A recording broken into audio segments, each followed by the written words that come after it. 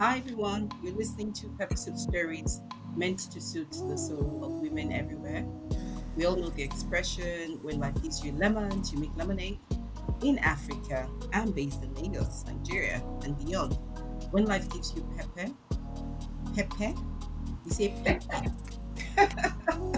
Any kind of difficulty, the true measure of well-being is how quickly and how well you can make pepper soup, which is a very famous soup in Africa, which we use as a metaphor and the solution and pathway to soothing. Our podcast message, Patrenia and I, is about we see you and you have the power to shape your identity. Yes. You are not alone. Doing it alone is a lot of wasted time, of trial and error. Our tagline is if life gives you pepper, make pepper soup.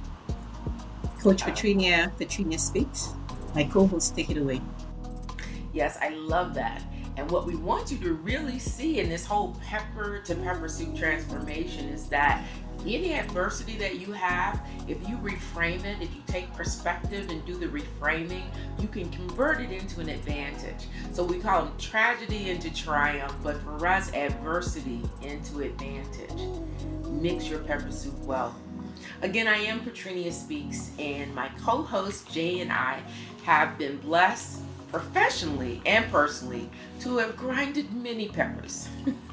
And we feel called to share some of that wisdom and that of our network so that our sisters or soulmates all around the world can get a leg up and don't have to invent everything yourself. You know, we've been doing a lot of DIY, but what we want to do is DYF, designed for you. So that's actually DFY, designed for you, versus DIY. So we have a custom designer today who's going to be sharing her story.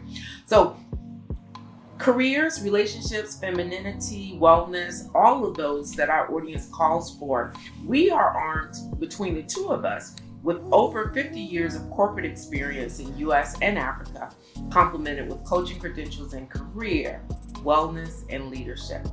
Twice a month, we bring all of this experience and our sisters around the world with Ozoz being with us today. I hope I got that right. I did some learning and the intro because I've been calling you the whole, how many years have we known each other? 20, how many years now? Long time. So thank you for one, your indulgence of me getting it wrong all this time. But today I want to introduce Ozoz Sokoh. Correct me. Say it correctly for the record now. Ozoz Sokoh. See, I knew it was long ago. Ozoz Sokoh. Okay. And today we're calling it a culinary journey through Nigerian flavors because she's done food fusion, gastronomy, all those things. But what we want to kind of show you around in terms of pivot and shifting is around how she went from geology to gastronomy. So I'm going to read her bio a little bit and just ask her to, well, I'm going to read her bio and we're going to go from there. So Ozoz was born in Warri in 1976. Wow, we have 10 years difference, my dear. I never knew that. Hey, but you know, I'm holding on to that seasoning. What was that cup you had? All lives matter. Yes, they do. I'm holding on. Now I have a birthday this month, so I'm holding hard. All right. So born in Warri, and what do we say in Warri? Never finish last. Worry no they come last. Worry no they carry last. No, they carry last. We know they carry last. We're always at the fore I love of that. good things. Good things. Certainly, that competitiveness and that drive, I'm sure, is a big piece of your story. So we'll listen for that. So she was destined to become a food historian, recipe developer, and culinary anthropologist. She began her journey that would take her across continents and deep into the heart of Nigerian foodways and Nigerian tummies. All right. So from geology to gastronomy, Sokoh's path to culinary acclaim was anything but conventional. After 3 years studying urban and regional planning at Obafemi Awolowo University, she found herself in the United Kingdom in 1997. There, amidst the fog and drizzle, oh yes, of Liverpool, she earned a degree in geology, and I can see it's bringing some memories back. My husband was there like 6 months in his college career, and he's like, I never want to live there. You're always depressed because it's always raining and overcast. But it was in her tiny student kitchen that the seeds of her true passion were sown. Homesickness became the mother of invention as Sokoh began recreating the flavors of her homeland. In 1998, with the aroma of Nigerian spices filling her apartment, she crafted her first recipe, a moment that would alter the course of her life. A culinary butterfly is taking wings and emerges from the chrysalis, right? So post-graduation, Sokoh donned the hat of a geologist, but her heart remained in the kitchen. In 2007, while living in the Netherlands, she spread her wings with Kitchen Butterfly, a blog that became her canvas for exploring and sharing Nigerian cuisine, as well as fusing. I remember so much of your fusion recipes that always just like, how did she put that together? And it was like, but it really tastes good. So for 4 years, she straddled two worlds, the technical realm of geology, working for an oil company, which is where we met, and the simmering pots of her culinary experiments. So returning to her roots, 2001, she came back to Nigeria, armed with geologist's keen eye for detail and the chef's passion for flavor. She dove into the world of culinary anthropology. She began to unravel the stories behind familiar ingredients, seeing them through a new lens. Her exploration of agege bread. Oh, you have a whole series of agege bread. She goes to markets, it's all over YouTube, and you would just, agege bread just took on a whole new light once she, took you there. And I love the way you just bring your stories alive, things that would, maybe are small, and you amplified and help us to see the value historically, culturally. You just have a gift there, and I love the way you leaned into your gift. So before I read any more of your bio, we have been introducing Peppersoup as that metaphor, that framework for making better out of the situations that we find. For those who are not familiar with Peppersoup, can you just tell us a little bit about it? What's the story of Peppersoup? First of all, that intro, please send it to me. I need to frame it. Honestly, you soothed my soul, so thank you so much for that. Amazing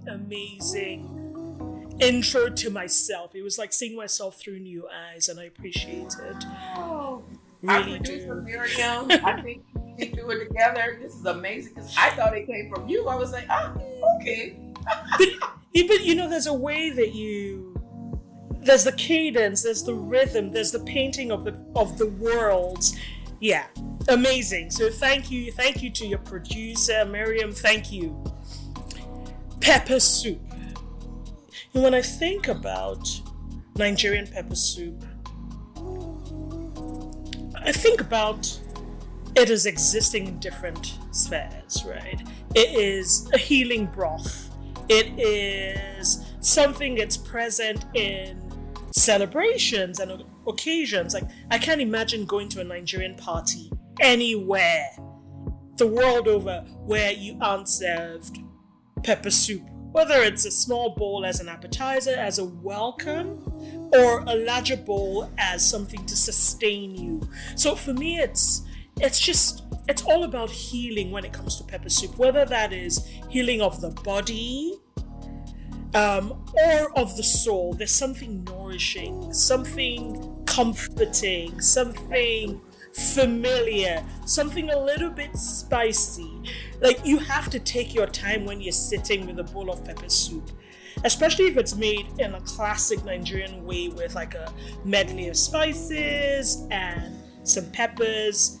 Yeah, I feel like if there was one word to describe it, it would be healing.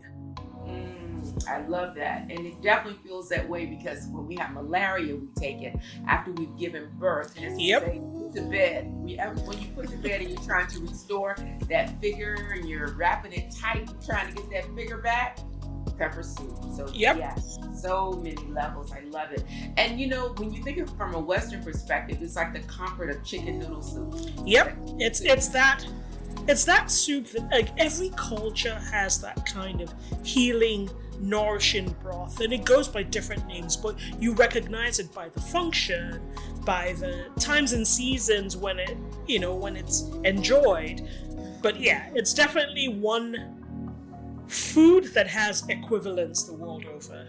I love that. I love it because I've met one of our guests is from the Caribbean, and they have something called pepper pot, Mm-hmm. and it's Mm-hmm. very very similar. Theirs is a little thicker. Guyanese and darker. Aha. Yeah.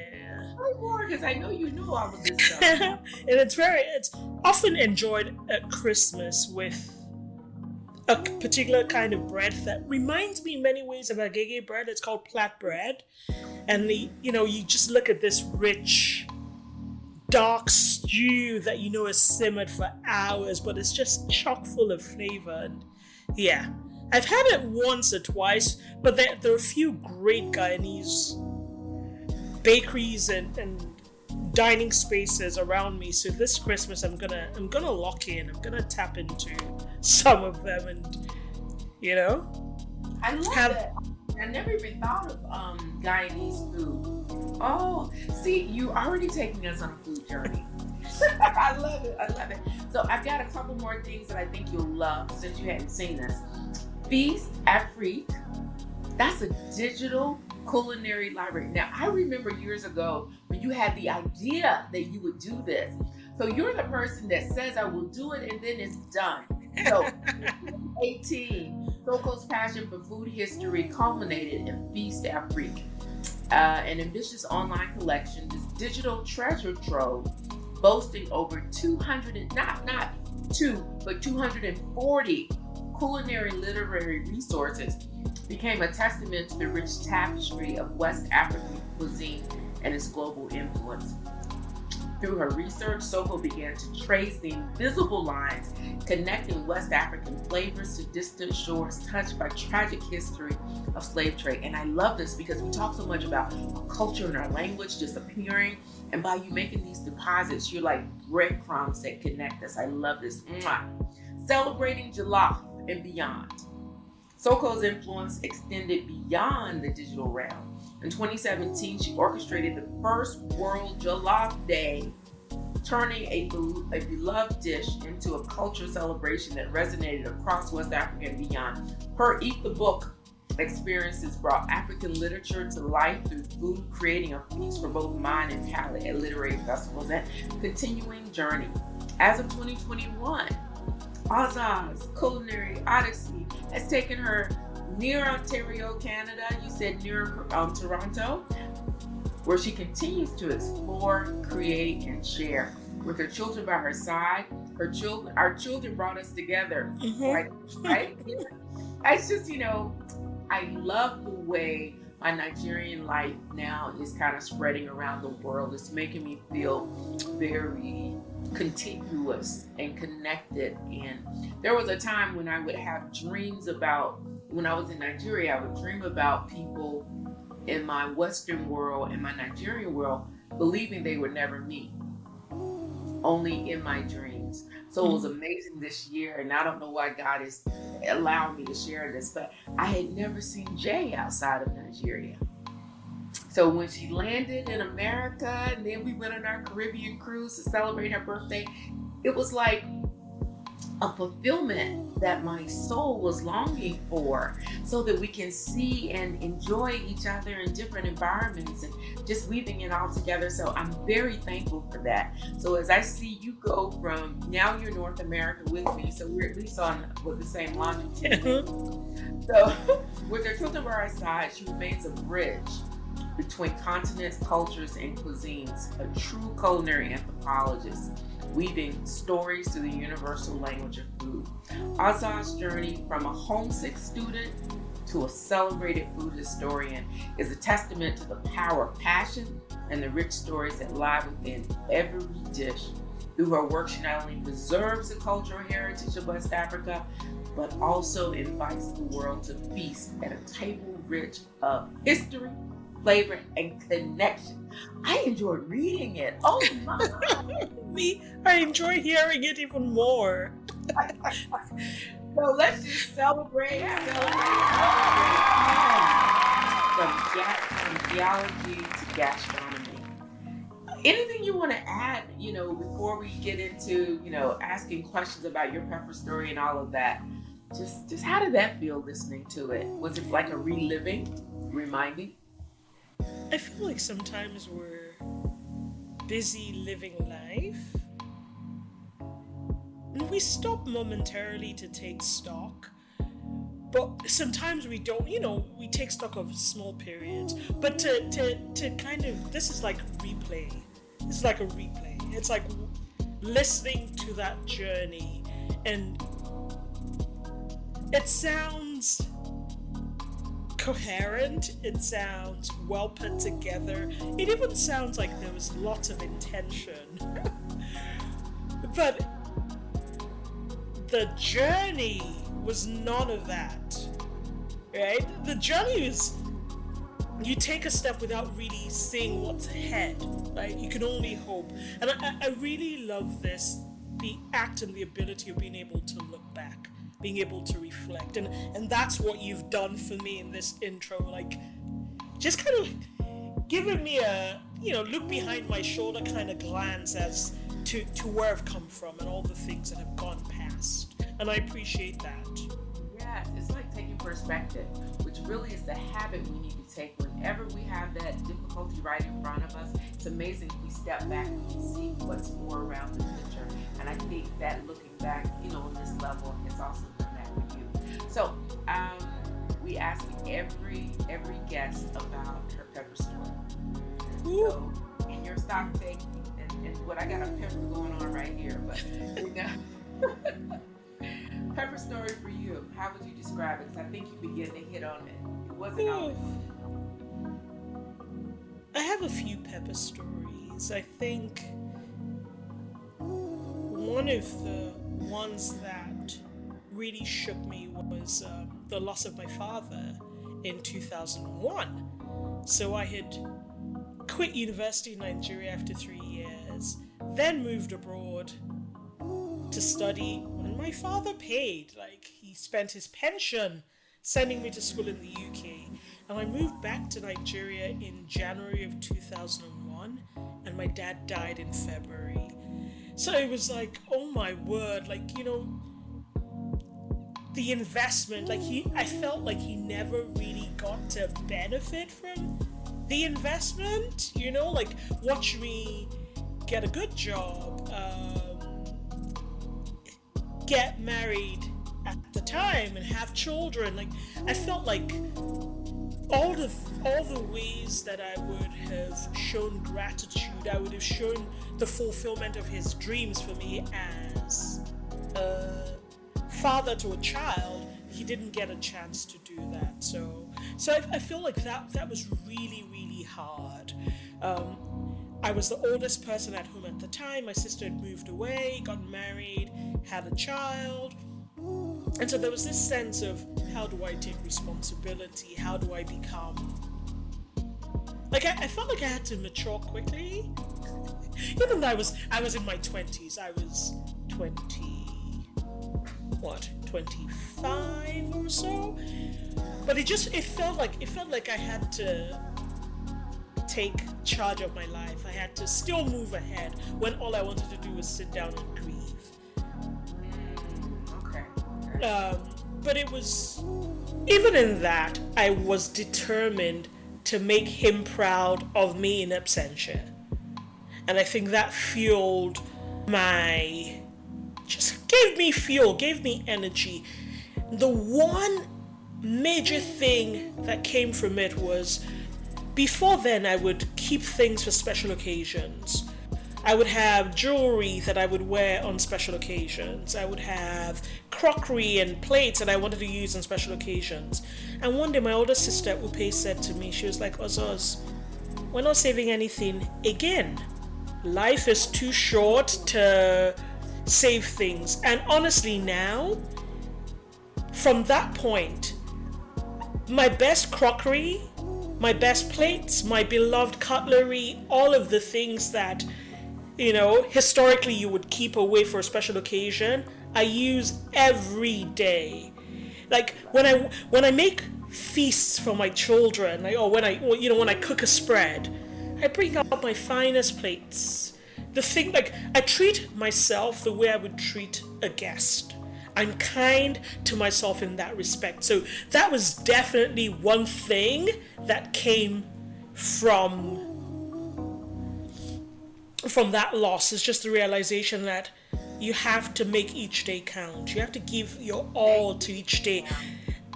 And sometimes that giving your all, for me, sometimes that is laying in bed and catching up on sleep. Sometimes it's feeding my soul and watching TV. Sometimes it's being in a heart state of praise and worship. Sometimes it's cooking up a storm in the kitchen. So whatever it is, I give my all to each day. And that was definitely something that came out of it. Yeah, I listened to something recently and discovered something that I was doing. Anxiety is different from fear. Fear is, something real, present danger, where anxiety is often we're afraid of things that are lies, that generally aren't true. So it's not well-grounded fear. And one way to really break out of that is to do something creative. So I was finding myself in funks. And again, this wasn't intentional. I was in a funk. And I would just go in the kitchen and cook something. And I would always, let's just try this or just try it. So I would be coming up with new and different ways. And one of the things I discovered was that I always felt better after making the meal. I didn't have to eat it. But in the making of the meal, all of a sudden my anxiety was going away. Mm-hmm. And then I heard this, podcast that said, this is how you break up anxiety. Because it's very difficult to be creative and to feel gratitude when you're also feeling anxious. So I'm loving that you're describing, live your life fully, be creative, don't wait, experience. And the positive is it also fights anxiety and nervousness and fear, which so many of our soulmates deal with. So thank you for that one pepper story. Jay, did you want to add anything? And we're ready to hear more if you want. Yeah, thank you. Yeah, when you talk about that, I remember losing my mom 20 years ago. It feels like yesterday. The hole is full. It doesn't go away. But I'm really glad about what you said about being very intentional, about making me proud in absentia, and I'm sure he will be smiling down at you right now with your kids, with everything you accomplished. I gave you great stories and so on. So very, very kind of you to share that. When I was reading your bio, and I think the way it kind of started, and I'm happy we talked about pepper. The way it kind of started was I think there's a frame that I liked, which is from geology to gastronomy.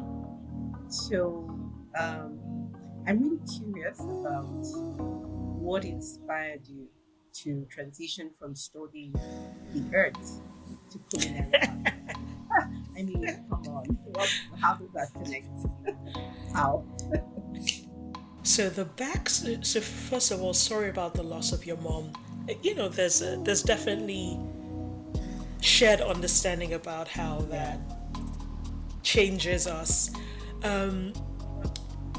Interestingly, I did not like food as a child. I didn't eat till I was 9. My parents struggled.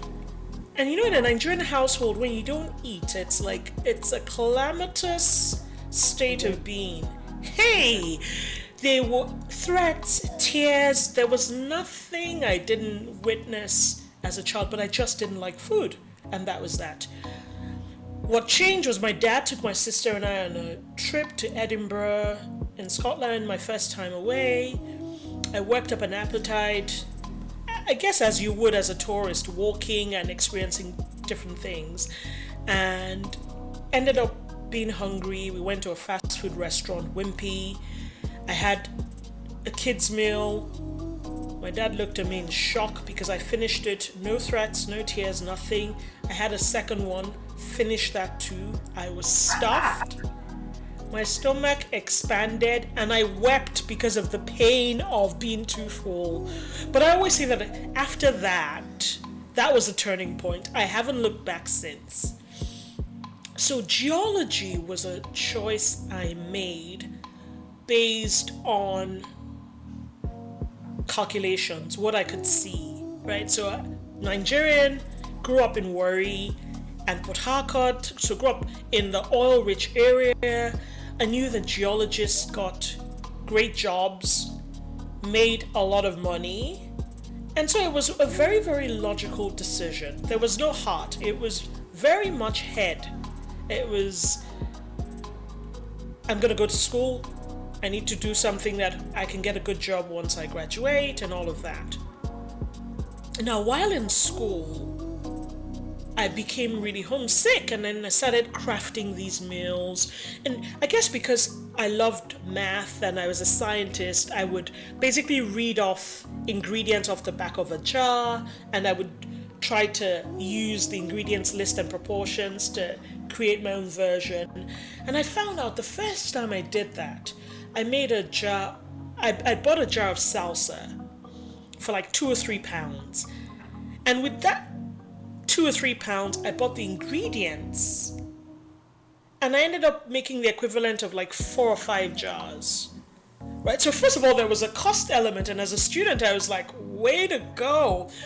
But mine was so much nicer that I still make it to this day. And I'm talking of from 1997, 98 to 2024. My children still make it. It's a recipe on my blog, Kitchen Butterfly. And I think that kind of opened me up to the world of creating flavor first. And then there was a thing about, being away from home. Like, I knew how to cook Nigerian food, but I didn't know how to cook Nigerian food with recipes, because I grew up in the kitchen. I would watch, I would observe. So I kind of, through sensory exploration, what do you see, what do you smell, what do you taste, how does it feel, how does it sound like? I had picked up a lot of cues, and I could cook many a thing. But I remember the first time I started collecting recipes was around 1998. I wanted to make Chapman, which is this non-alcoholic cocktail of soda and cordial with citrus and often cucumbers.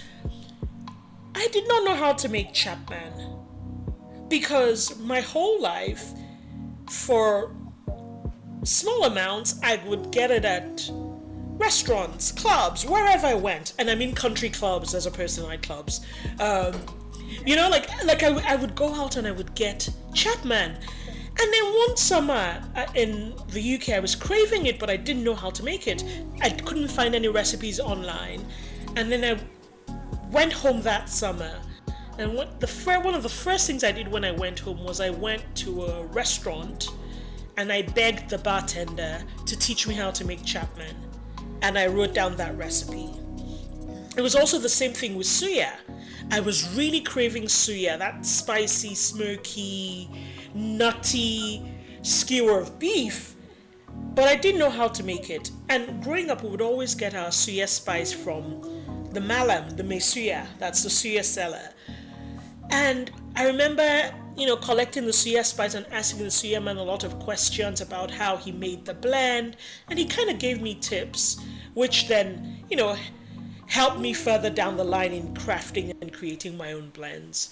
So I think the seeds of gastronomy, of culinary rituals and traditions were sown while I was studying and laying the foundation for geology.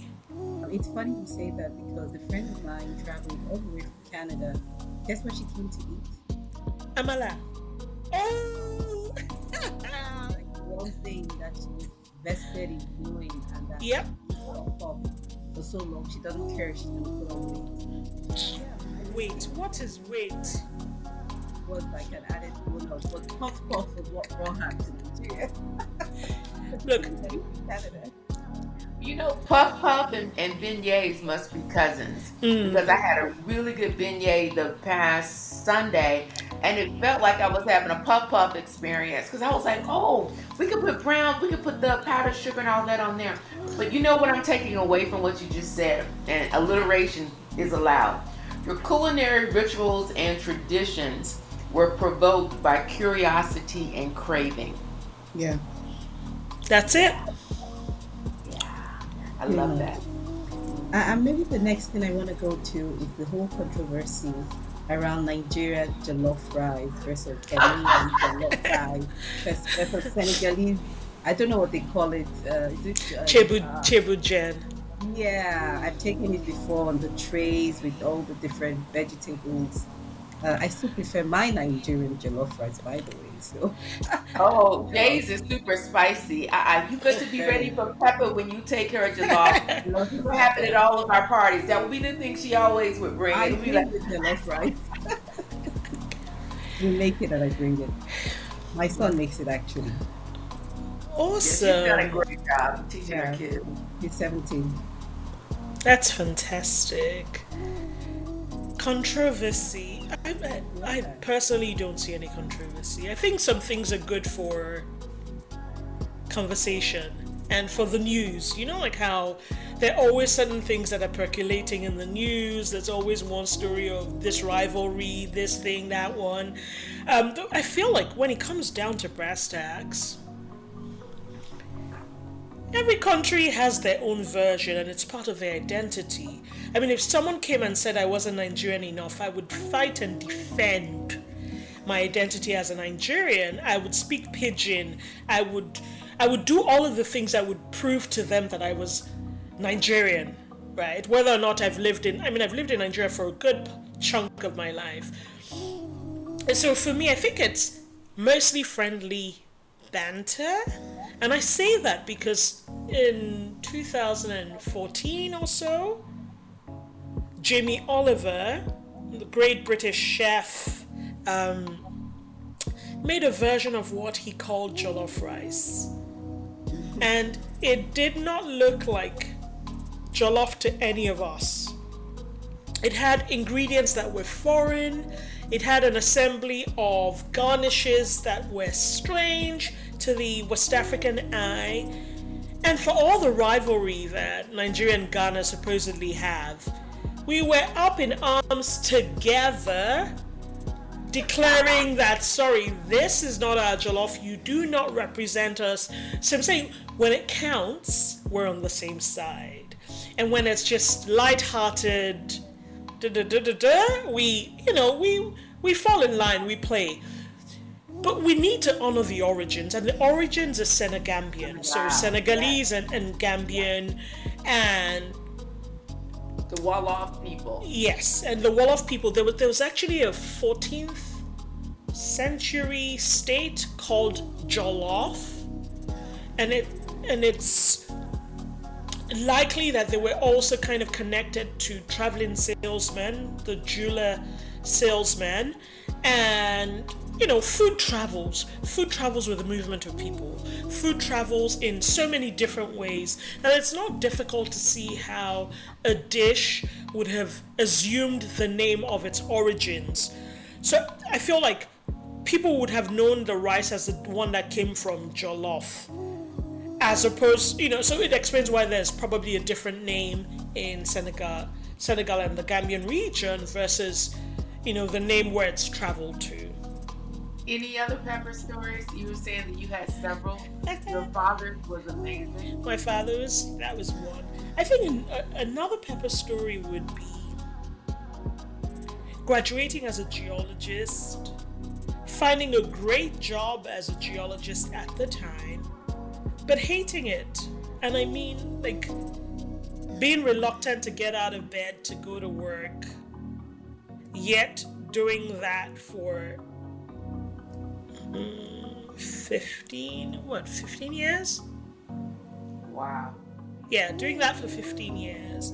And what I learned, so it was very, very hard. I realized that I didn't enjoy geology and that a well paying job that met all your head goals was not enough to soothe and satisfy your heart as a person. And I think I realized that money is very, very important, but it could not be the source of my comfort. It could not be this, like, I needed to go to work and be fulfilled. And one thing through a process of mentors and mentorship and a lot of support, particularly from women, my life transformed. I think I started to understand that there's a difference between a job, a career, and a calling. And there's a certain level of self-awareness that you need to excel whatever you choose to do. And I'll never forget, a friend of mine, Rosanelle, asked me questions. 3 questions. She said, who are you? Whose are you? And what are you called for?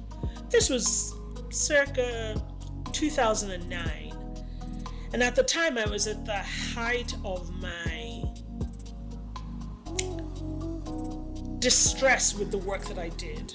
I was an expat working abroad in company headquarters. We were a single income family. I was the only one working. And I had 3 young children under 4. There were lots and lots of layers to my life, and I was confused. I was afraid. I was afraid because I didn't like geology, yet geology was what was paying the bills. And it was like, if I lose this job, what happens? And then there was also, my children are young, like, I'm working, but I also want to be at home.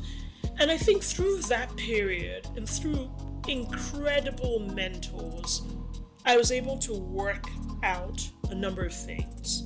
And the first was, I'm a whole person and I need to figure out what balance means for me and what success means for me. I think before that I had a universal idea of success. Go to school, get married, have children, have a good job, and that's that.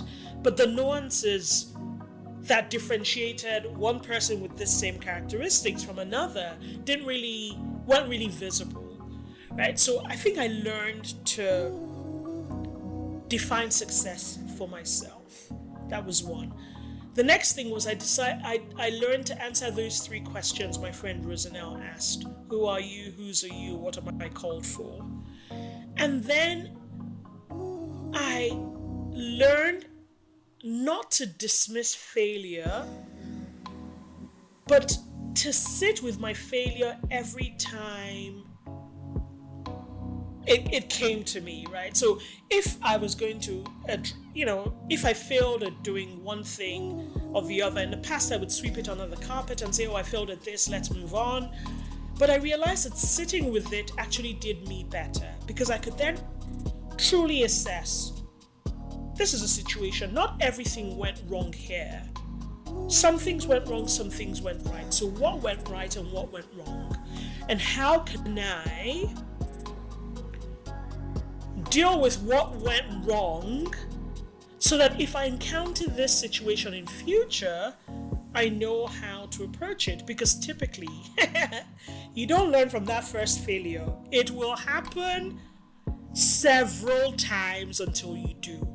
And I think just in the grade until you learn the lesson. Precisely. Repeating the grade until you learn the lesson. And that has been huge for me, because it helps me anchor things. So for instance, now I work in a job that I really enjoy, and occasionally I encounter situations that I encountered when I didn't enjoy my job in my previous career, and I have to sit with myself and remind myself that the reason why I chose this job as part of my life, not as part of filling my bank account or making money. This is about my life. It's about my giving back. It's about fulfillment. It's about working in my gifts. Triggers, right? So things that would have upset me before, that would have been debilitating, no longer have that power and hold over me, but only because I was able to recognize, like I said, working with mentors, able to recognize the signs of what to do differently and able to get perspective, because I used to be a very black and white person. So yeah. I love that. I love that because perspective allows you to expand the frame and you can see the bigger picture. I recently was asked, I posted my high school photo and my picture 40 years later. So I just did my 40-year high school reunion. And I was asked to write a letter to my 17-year-old self. And I'm actually going to bring that in as an assignment for our book club because this month is my birthday. I'm going to ask everyone to write those lessons because the things that you just talked about, leaning into your gifts, that's what I would tell her. Because I started as an engineer, knowing I didn't have an engineer's heart. I had an engineer's mind. I didn't have an engineer's heart, but I leaned into those gifts and stuff, and sometimes it felt like it was a handicap in the engineer world, but I really had to sit in it, like you said, and realize how can I use what I do have to distinguish myself in this job that I found myself in. And it's just like I'm loving the insights that you're bringing because I'm sitting there thinking about the soulmate that's feeling burnt out in a job that was potentially chosen because in a Nigerian family you must do this and you must do this and you must do this, and the head and what's practical and what's labor statistics, not passion oriented, and people living apart from their center. I'm hoping this is blessing someone because you're now showing us that it's possible to make a good living and be in your zone of genius and in your giftings. So sitting in failures is one of your pepper stories, right? So keep us going. I remember one of my mentors and coaches, her name is Suniva. Suniva said to me, I told her how I hated the work that I did, and she said, Ozoz, I hear you and I understand. You make a good living, and that good living makes many things possible for you. It affords you the travel you so enjoy. It affords you the range of culinary delights, right? So you have to stop saying you hate your job. You have to reframe it as I work a job that I am good at and that makes lots of things possible for me. And she says if you like that mindset is very important, and by helping me change my mindset I realized that look, I believe in God, right? And I feel like God is chaperoning and guiding me through, and I need to do my best wherever I am. It made me a better worker, and not much changed but my head space. And so I was determined to be a better worker. And I think I finally figured out what it was that I didn't really enjoy about geology. I find I'm an instant gratification kind of person. So I go into the kitchen, I make a meal, it's on the table, I can enjoy it. Or I plan something and in a matter of weeks or months, it comes to life, right? So I like to see that short-term success. It bolsters me, it steadies me, it encourages me. But with the kind of geology that I was working in and studying in, which is exploration geology, projects are long-term, 30, 40 years from. So my exploration geology is right at the start of the pipeline, and that pipeline has a lifespan of sometimes 100 years. Wow. So for an exploration geologist to really see, I would do work but not really see the outcome because it's a long-term process. I did not like that. I didn't like that. And I think once that light bulb went off in my head, it became clear the kind of spaces that I needed to be in to have what I consider to be a fulfilling life. So that was definitely something. I love it. No, no, no. Not to interrupt, but a big part of defining your strategy is identifying what to discard, what doesn't work. So as you carve away, it moves you closer to what will work for you. So I love that.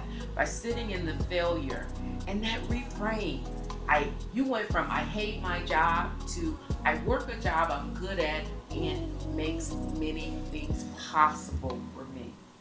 That reframe, your situation didn't change, but it's just like at the doctor's office when they say, Yes. yes, you reframed it. So I love it. Such a That is, beautiful imagery. yeah, Thank you for sharing that. yes, it's not what you're looking at that changed, it's you that changed.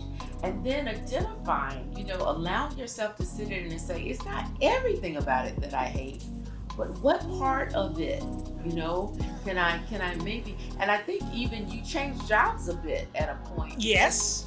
You then got more Mhm. interaction and different things. She went from being a geologist to doing some of the government relations or something, right?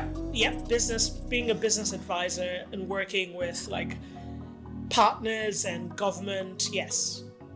So she got to stand on the foundation of what she already knew and then added, so kind of subtracted the part she didn't like, is inserted an opportunity that would make it work and kept on making the money and kept on living in her passion in her part-time until that came and rose up, right? You had this transition. So Mm-hmm. watching this as a spectator was like watching you bloom. I loved it. I loved it. That's why I just love your story. Yeah. Yeah, yeah, yeah, yeah, yeah. Yeah, I love it. I was going to say that, Ozoz, the piece you said about able to get perspective, not just black and white, was really powerful because I find that as women, we sometimes lead with our emotional brain. Mm-hmm. You're right, I'm right, you're wrong. And there's no in between that you could be somehow both right. But given the fact that we're sitting in different spots, um, we don't see exactly the same thing. And, the piece about being kind to yourself, I know as women, we beat ourselves up a lot, given what our parents said we should do, given the kind of expectations we believe we should have. And we're not kind enough to ourselves. Mm-hmm. And that sense of empathy, I believe, is something that's really powerful. And I'm curious if you're able to share the names of your coaches, because I think that the experience you had, the benefit you had with regard to getting more perspective is something that, a lot of women could benefit from, either as having a coach or having a therapist. And when we go to the therapist place, Mm-hmm. some women are like, I know I was one of those back in the past that, oh no, see a coach. Or sometimes, depending on what we have, you may need to see a therapist. So it'd be good for you to sort of kind of deep dive into what did you get, what are you doing now, just so we're sure, because you say you have a job that works for you. Okay. So thank you for inviting me to be open about the specific women who really Yeah. helped me become who I am today. And you're right, it included both a therapist and a coach.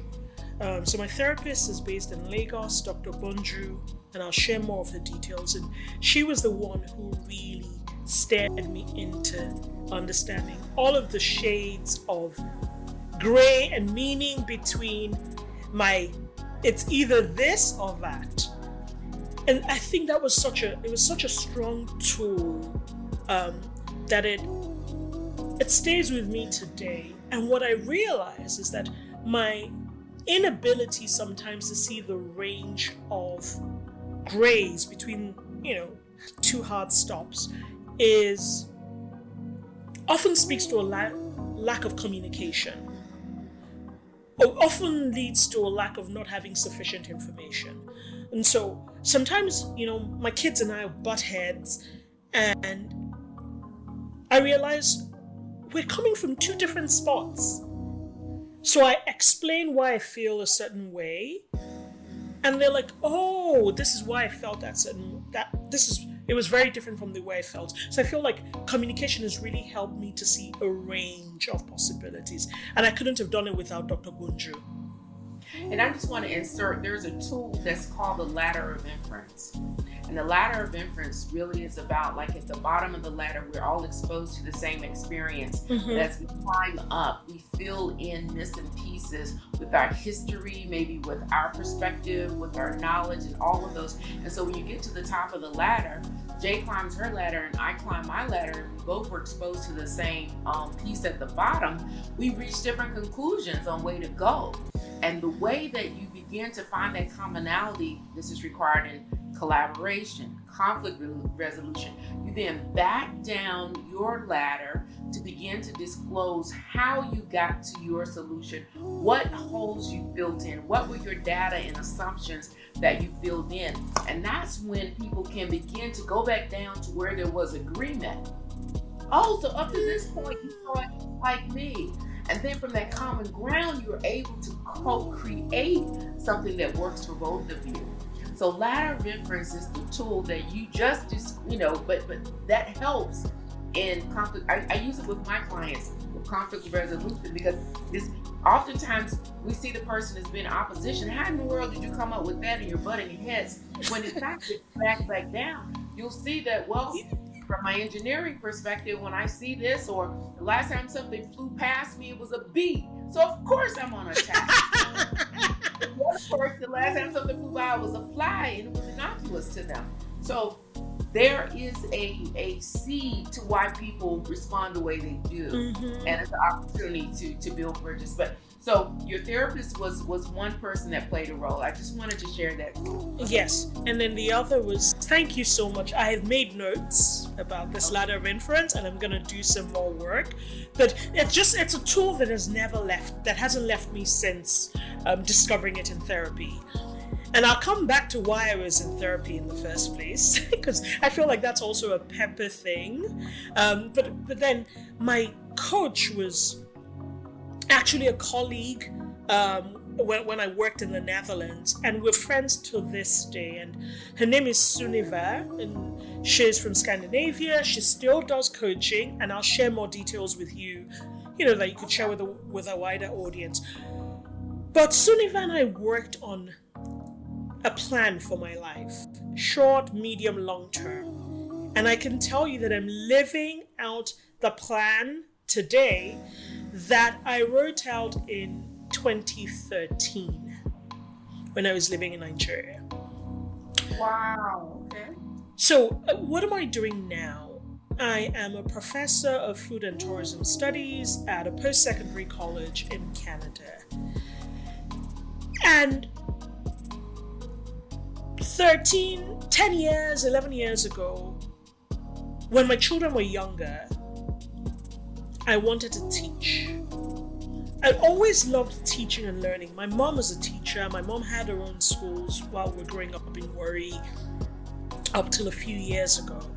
And I'd always wanted to teach. But importantly, when I had my children, I wanted to be on holiday at home with them during their holidays. And I think that desire to want to spend more time with my children made me want to be a teacher.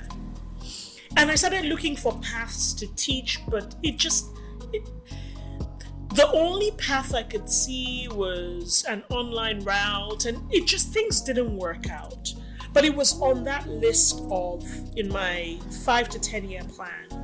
I wanted to teach food media, food writing, and all of that. And I had this list. So I feel like between my discussions with Sunniva and all the coaching sessions and all the work that we did, she helped me create a roadmap. And once those were clarified in my, the kind of anchors for the future that I wanted to hold me down were clarified for me, I gravitated to opportunities that would allow me to do those things. I opened myself up to learning more about those things.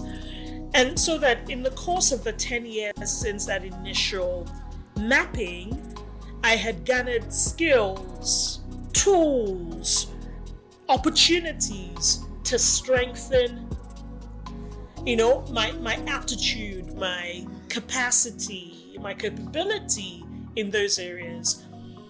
And teaching has my heart. I am at my most fulfilled when I'm not just teaching, but also learning.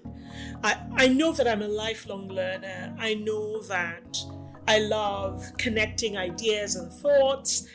And it's just, I'm super grateful that I feel like when you're in the heart of coaching, sometimes you don't see the outcome. You don't really, it just seems like a lot of work, you know? But I know that it steered my course. It gave me tools, structured guidance. Let me just share something. Jay and I were in this session last Sunday, and we were sharing what are some realizations that we've had in our lives. And one of our members shared the analogy of a puzzle pieces. She never liked those games and all of that, but when lockdown came, one of the activities was doing a puzzle because you didn't have much else to do. And what it began to show her is that when you're putting the puzzle together, when you pick up the piece the first time and you look at it and study, it may not fit in the spot right now. But if you hold on to it, it may fit later. And being able to reorient it and put it in a different place. So what you've just described now is almost like you laid out your roadmap of how to get there, but maybe that direct route that you came up with didn't manifest itself. You couldn't find the teacher's role, so all the things you tried didn't necessarily work 100%, but you began to find bits and pieces that allowed you to assemble the picture now later in that 10-year journey. So all those little pieces you collected, you're able to make the picture of life that you want. And I love the way you just made it all come together. I bet if you took VIA, love of learning would be your highest character strength. It's my number one character strength as well. What's that, VIA? VIA is Virtues in Action. Basically, they studied all the cultures around the world and come up with what are the virtues that are most favored in all of those cultures, whether Quran, Bible, far-flung places around the world. And there are 24 character strengths. Love of learning is one, honesty, leadership, gratitude, and love of learning is my number one. So I noticed that when I'm in a place of stress, if I lean into my love of learning, it takes me, because your loves are going to energize you. They're going to be essential to who you are, and it's going to be easy for them to flow. And when you move in that direction, you're living a life that's in flow. So when I work with my clients and we begin to discover what their strengths are, they're wondering, wow, I was living in so much friction before. Now I go from friction to flow. You lean into. So that's exactly what you've done, and you're a model for this. And this is just the framework that will allow you to begin to build those roadmaps for yourself, and all of a sudden you're living in joy, which I feel like you're doing. So pretty awesome. I'll share that link in our show notes because VIA is very powerful. Thank you. So I have so many notes. Yeah. When you mentioned VIA, which is Virtues in Action, I was just wondering how you sort of connected to that from a values perspective, because that talks about strengths. I'm a big believer in values because I find in my coaching journey, if you don't know, because you ask a few questions, know who you are, know who you are, you have to start with the core who you are.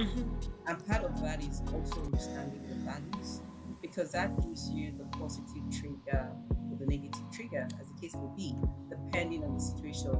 So if I say, for example, your virtue could be a value, one of them is love for learning. What are the other things you can say very quickly? Maybe two or three other values that have sort of crystallized from the conversations we've had with coaches, therapists.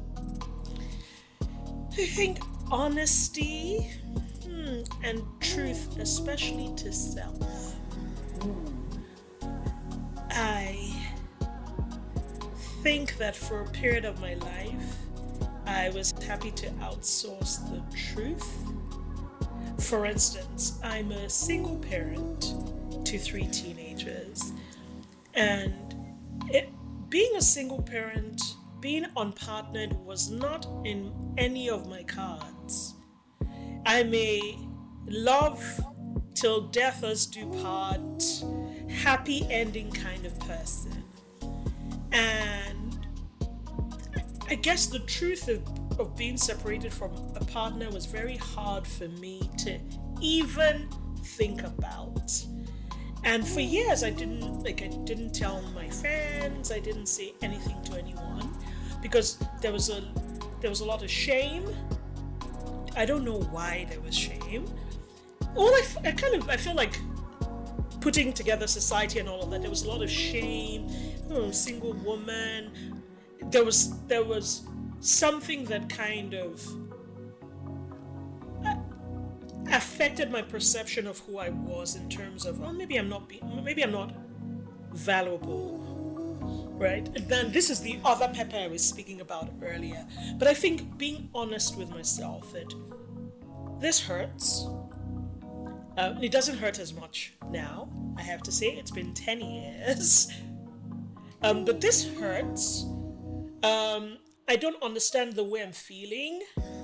I no longer trust myself to make simple decisions because I feel like if I was wise and sound, I would have recognized the signs and I'd have been able to deal with them. Right? So there was just so much introspection. And my self-honesty wasn't really working as, it was all muddled up. But I think that's one of the things that has emerged clearest for me, and it's something I'm deeply grateful for, is that I don't need anyone to tell me the truth. I am honest with myself now, in ways that I perhaps wasn't. So if it hurts me, I will admit that it hurts, and I'll figure out why it hurts. If I feel pangs of envy about something, or maybe jealousy, I'm able to interrogate why I feel that way. Because sometimes, one thing I've also realized that we feel things sometimes, maybe because of socialization and conditioning, without a need to feel them. I'll give you an example. A few years ago, I had a friend who was traveling all around the world, and obviously was in the public eye and getting accolades and things, and I was like, I think I looked at a photo once and I felt a pang of jealousy. And then I sat with it and said, do you want to travel around the world? No. Do you want to be in the public eye? Maybe. Do you want to do the amount of work she has to do what she does? No. So you're really longing for something that actually you do not want. There's a small, very tiny sliver of the whole package that's appealing to you, but not even enough to motivate you to do any of it because actually you don't really enjoy it. Right? And that ability to be honest with myself about why it was that this made me feel the way it did is something that I continually take with me. Like when I feel a particular way, I sit down and interrogate my feelings. Like, why do you feel this way? And does it align with your dreams? Like, those weren't conversations I had with myself when I was younger. I would just go in full on into being desiring and converting what other people wanted without need for it or desire for it. So honesty is definitely top of the list. If I can just respond to what you said, and I know Patrenia wants to chime in too. I'm in love with everything you said. You talked about the fact that the universal idea of success is not right. There are nuances. And I think this speaks again to that.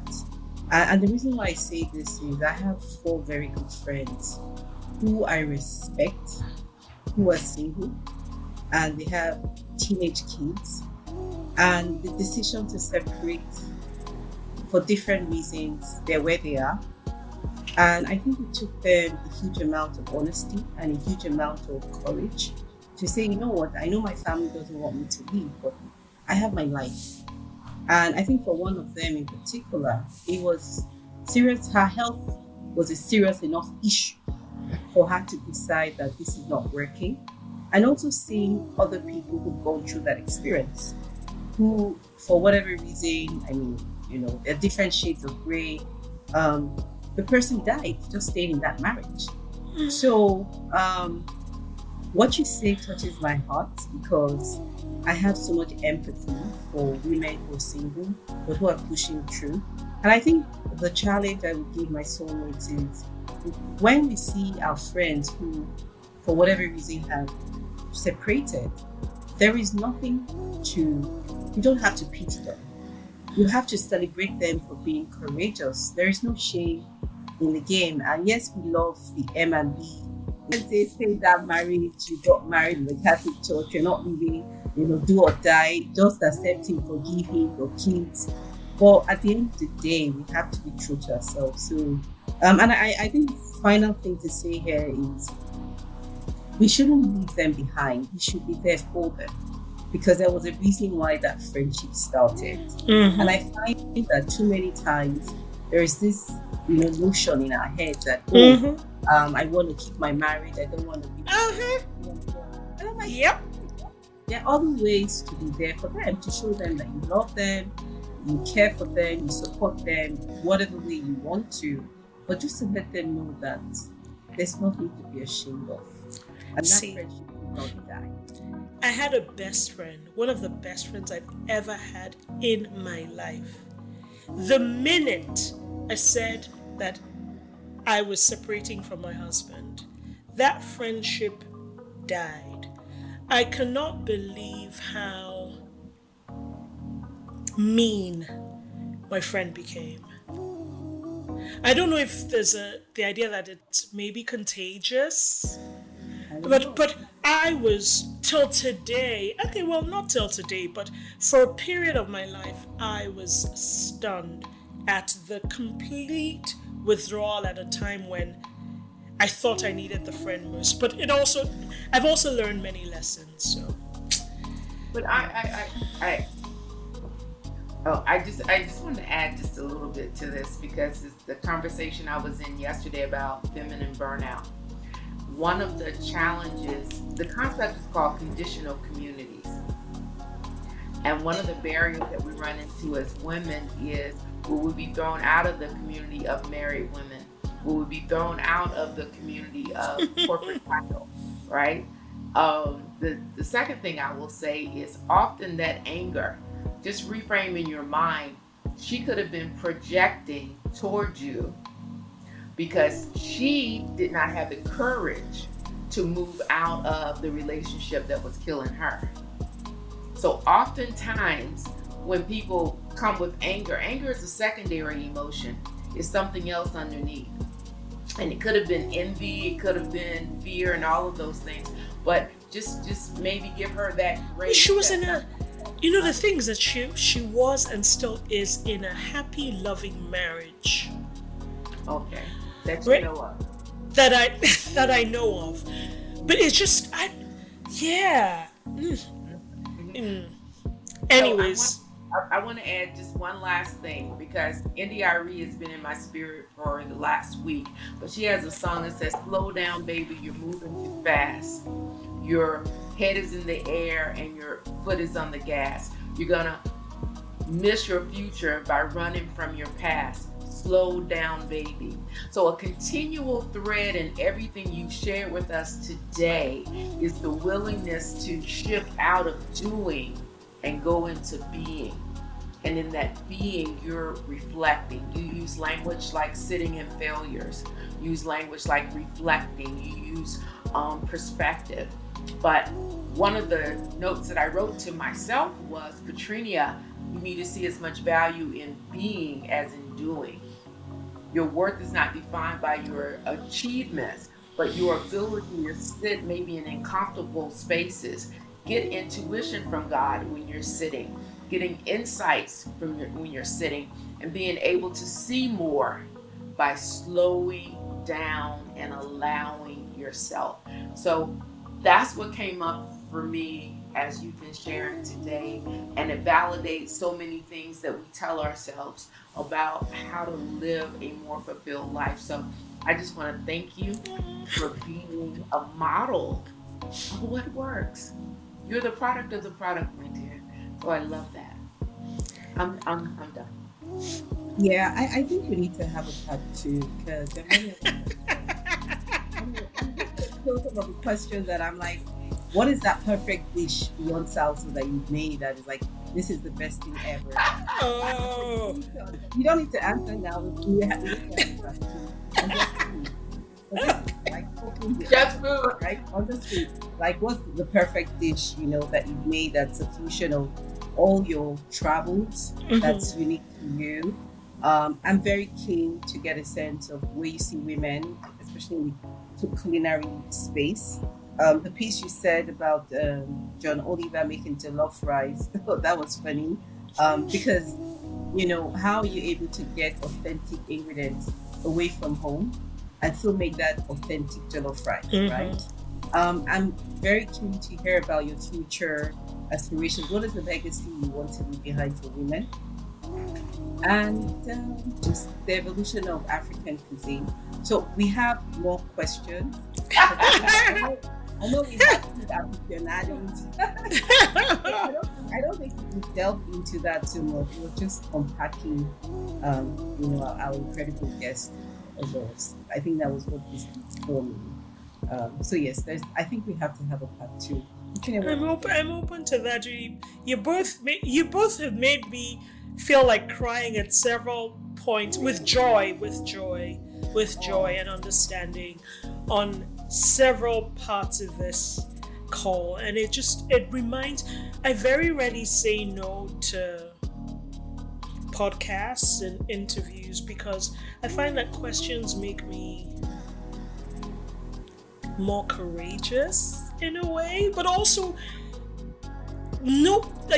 the questions always come differently in ways that make me introspect, which I find super helpful. So yeah, thank you so much. This was a gift for me and I appreciate it. It's definitely been a gift for us. I mean, I knew you were power packed, and I knew that a lot of people float around on the surface. Each time we've ever talked, you go deep, and we seldom have short conversations. And I love that depth because that's where the goodies are. Where the goodies are. So I'm gonna let you do all the closeout, Jay. I like the closeout you did for our first guest. So maybe you do the closeout and I do the summary. Yeah. All right. With strength. Okay. Let's see if I can.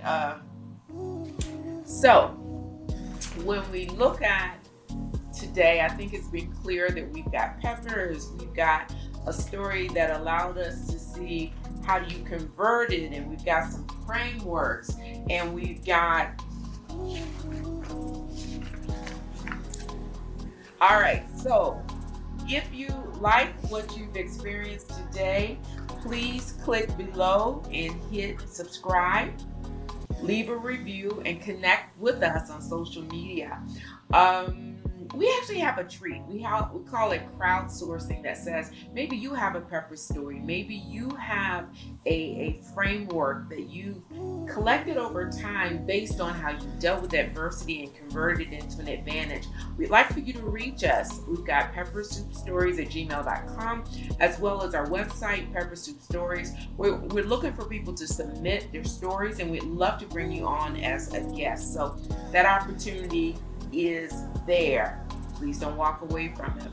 Just as Ozoz has shared with us, because she had a roadmap of where she was going, when opportunities came, she would gravitate toward them, and she would also seek out opportunities that were in line. And if so, for many people, we know that what we're going through is meant to help others. If that's your space, soulmate, sign up with us and check us out. Your support means the world to us. Your feedback means the world to us. So Until next time, soulmates, stay inspired, keep growing, and turn life's peppers into a flavorful soup. Take care of your soul. Your pepper soup always should be rich and satisfying. Pepper soup for the soul. If you enjoyed this episode, don't forget to hit that subscribe button, share with a friend, leave a review, and connect with us on social media. Your support means the world to us. Until next time, soulmates, stay inspired, keep growing, and turn life's peppers into a flavorful soup. Connect below. Bye-bye for now.